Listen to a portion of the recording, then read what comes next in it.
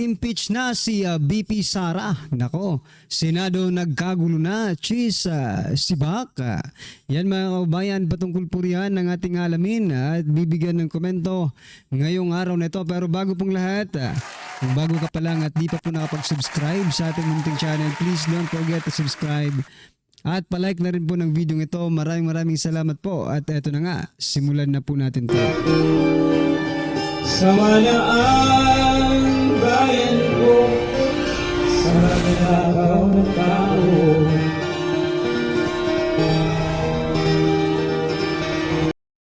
Sen mga kaubayan, bago po natin muling i-play ang video ito, eto pasadahan po muna natin yung mga nagtatrending na mga balita dito po sa mundo ng social media.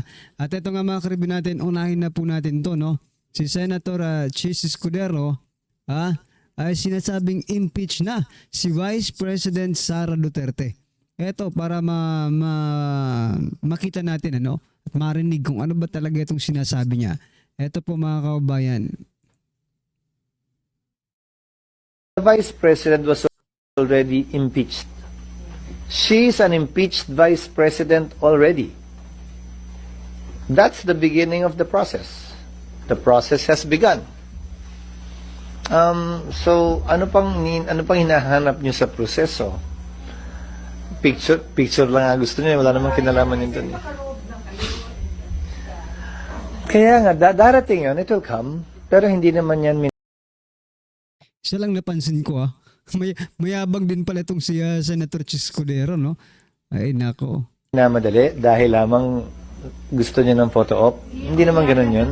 So the Vice President Sen mga kabayan, ano po ang masasabi niyo dito sa statement ni Senate President Chis Escudero that the Vice President is already impeached? Nako, matinding matinding statement yan mga karibin natin. Pero napansin ko lang, medyo mayabang din dito si Senate President Chis Escudero. Well anyway, ano po ang inyong opinion dyan mga kaubayan? Comment nyo na lang po at eto, pasadahan din po natin ang balitang ito. Nako, eto pong yung kinakasama po ni common law wife ni former President Duterte. Eto po ang sabi kaya Senator Amy Marcos. Sabi niya po dito mga kaubayan, Senate hearing ni Senator Amy Marcos waipik. Kay Hanilit paik-ek lang yun. Nako mga kaubayan, ano sa palagay niyo po? Kasi marami rin po ang nagsasabi that the opinion po ng ating mga kaubayan that the hearing ay parang parang drama-drama lang kung baga mga karibin natin. Pero sa palagay niyo po ba drama lang ba talaga ito ni Senator Amy Marcos to gain votes? Kasi election period po ngayon na tumatakbo po siyang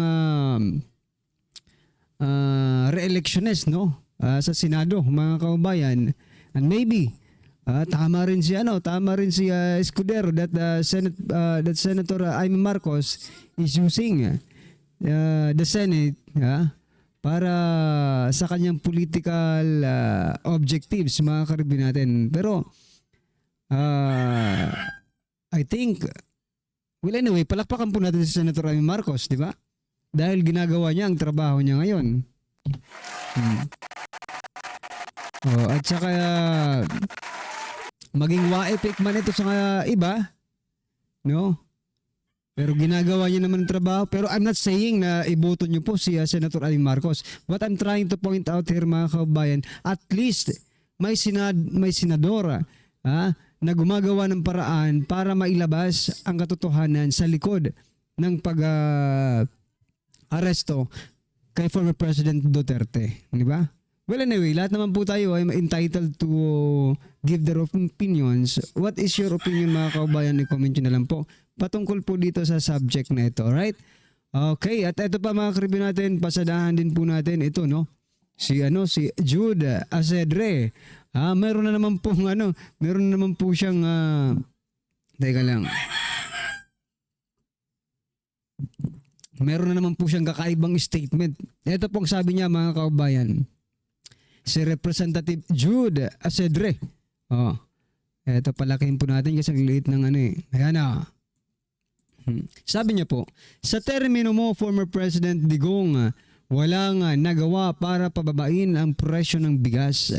Huwag mong itulad sa kasalukuyang termino ni President Marcos, may nagagawa, may ginagawa, pero ikaw, puro ngawa. Nako, nasa ibang planeta yata itong si Jude Asedria, mga kaubayan. Isipin mo, kayo, naniniwala ba kayo na may ginagawa or may nagagawa?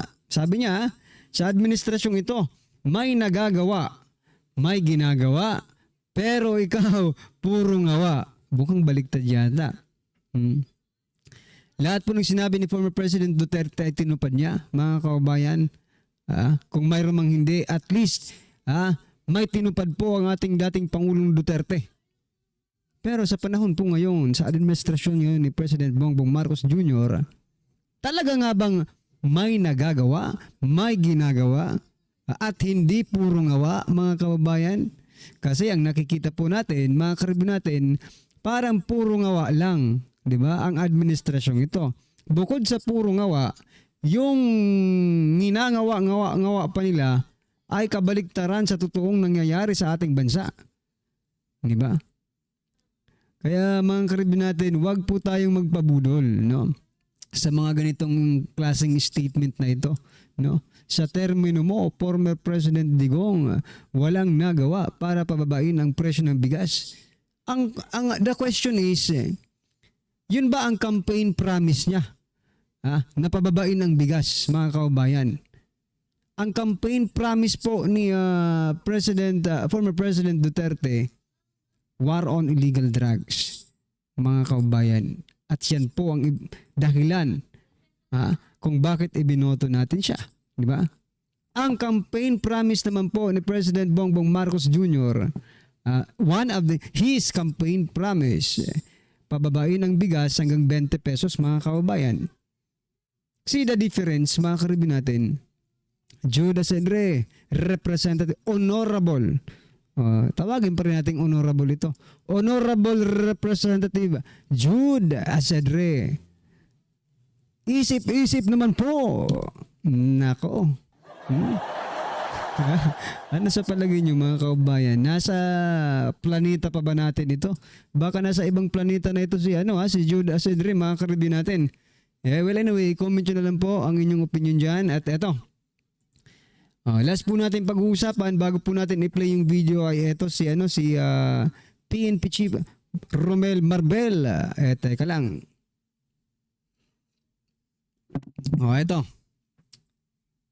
Sabi niya po, mga kabayan, at hindi po natin ito makakalimutan, Pag may pagkakataon, palagi po natin itong isinishare sapagkat napaka-importante po ng statement na ito coming from our very own PNP Chief Romel Marbel.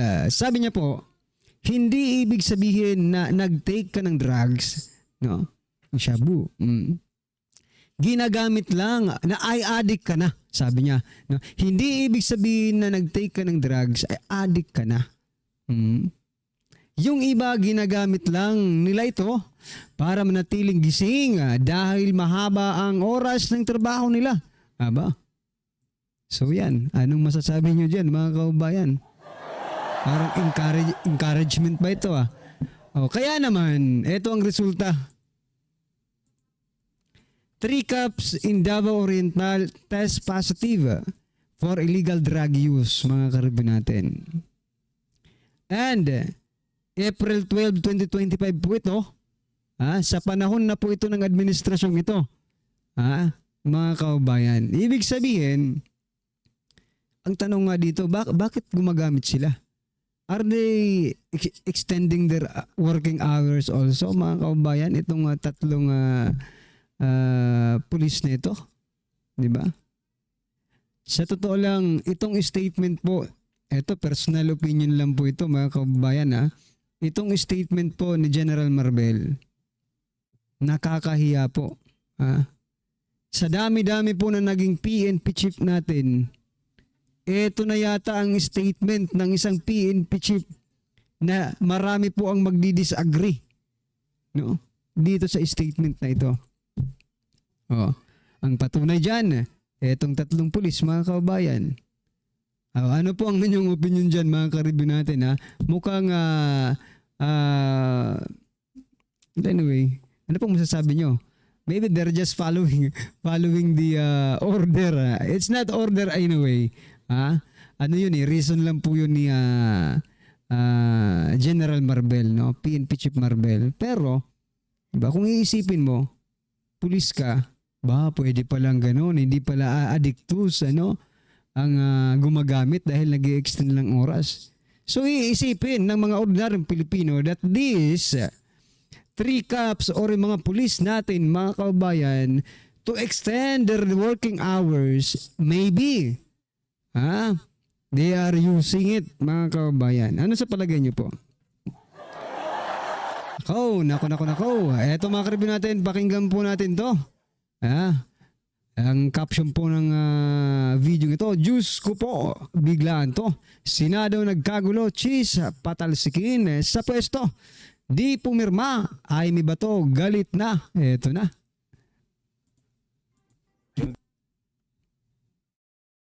Di po pinirmahan ni Chis Escudero ang contempt order laban po dito kay Ambassador Lacanilao.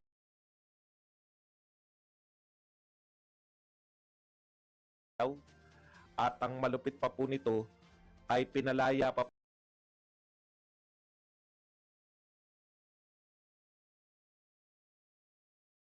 po, no, inorderan po ni Chis Escudero na palayain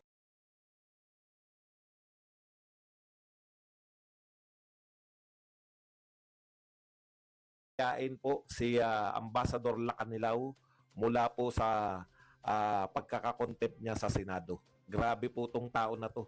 Mas pinili pa po ni Chis Escudero na magpakatuta kaysa po maging leader ng Senado. Pag-usap Isa lang po ang ibig sabihin niyan, mga kababayan. Nakakadismaya, no? Kasi dapat Senate President ka, you have to support your senators, no? Whatever their needs, mga ka-review natin. Pero dito po sa nangyaring ito, no? Sa pagpapalaya ni Senate President Chis Escudero dito po sa ambassador na ito, parang mas pinapaboran niya pa, no? Yung kinontempt. Hindi naman yan iko-contempt kung walang dahilan. Bakit i-contempt? Dahil sa sobrang kasinungalingan. Ibig sabihin, mas pinapaboran pa ni Senate President Chis Escudero ang mga sinungaling kaysa po sa kanyang mga senador, di ba? Bukod sa nakakadismaya, mga kaubayan, nakakahiya po. No? Sa totoo lang, nakakahiya po ang ginagawa nila ngayon sa Senado. Bakit nung panahon na nag-iimbestiga kayo kaya Sir Jonathan Morales, no? Kinukontempt nyo. Ilang beses nyong kinontempt? Marami kayong nagko-contempt. Pero bakit ngayon, mga ka-review natin, parang nabahag yata ang mga bundot ng mga ito? usapan din po natin, ito po, matindi po dahil po sa pagkakapatay, no? Dito po sa Chinese businessman. Matindi po ang reaksyon ng Philippine Chambers of Commerce and Industry. Ito po ay samahan po ng mga businessman sa Pilipinas. Hindi na po nila kayang tanggapin, no? Isinusuka po nila to, kinukundina. At hindi po sila papayag na wala pong mangyari rito, no? Dito po sa pagkamatay ng isa sa kanilang mga kasapi, isa po sa mga pinagpipitagan ng leader ng mga business dito po sa Pilipinas. Sa wakas, nakita nyo na rin, no? Ang dami pong panyanyari. Ito po ang sabi ni Amy Marcos.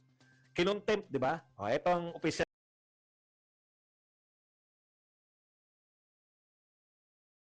na pahayag ni Senator Amy Marcos. Ano nangyari? Kasi may mga nagsasabi, di ba ano? Nag-executive privilege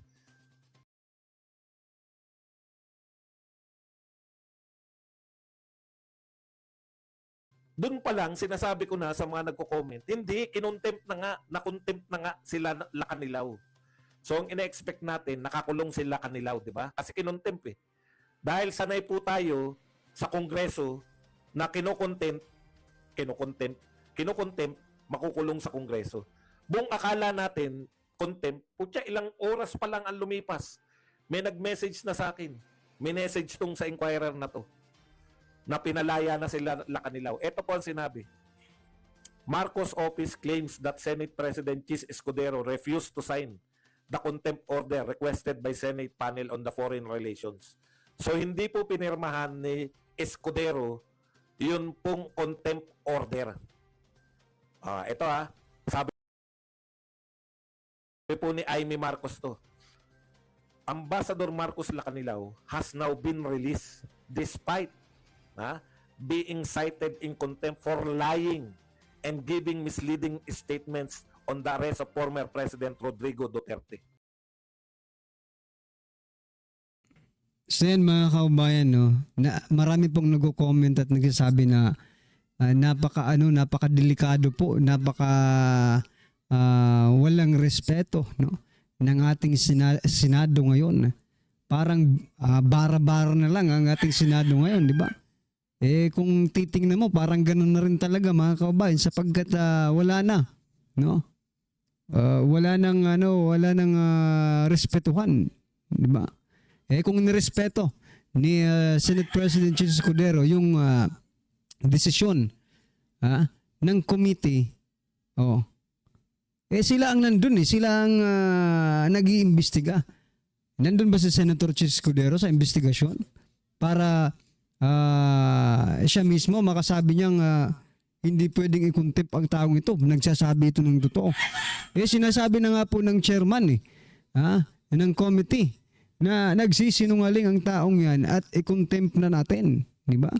Pero hindi po. Iba po ang paniniwala ni Senator Chis Escudero, mga kababayan. Ibig sabihin lang po nito, mga karibin natin, wala tayong maaasahan sa Senado. Itigil nyo na yan. Itigil nyo na yung investigasyon na yan kung hindi rin nyo iko-contempt yan. Bakit, mga kaubayan? Naglulukuhan na lang Naglulukuhan na lang talaga, mga karibin natin. Iko-contempt dito.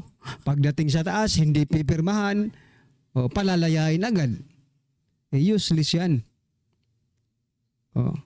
Pangalawa, hindi na po respeto, no? Wala nang re-respeto dyan sa Senado na yan.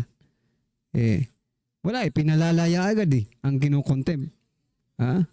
Paano kaya kung pro Duterte ang ikinontempt? Makakalaya rin ba agad? Yun yung tanong dun Baka one-sided kayo Senado.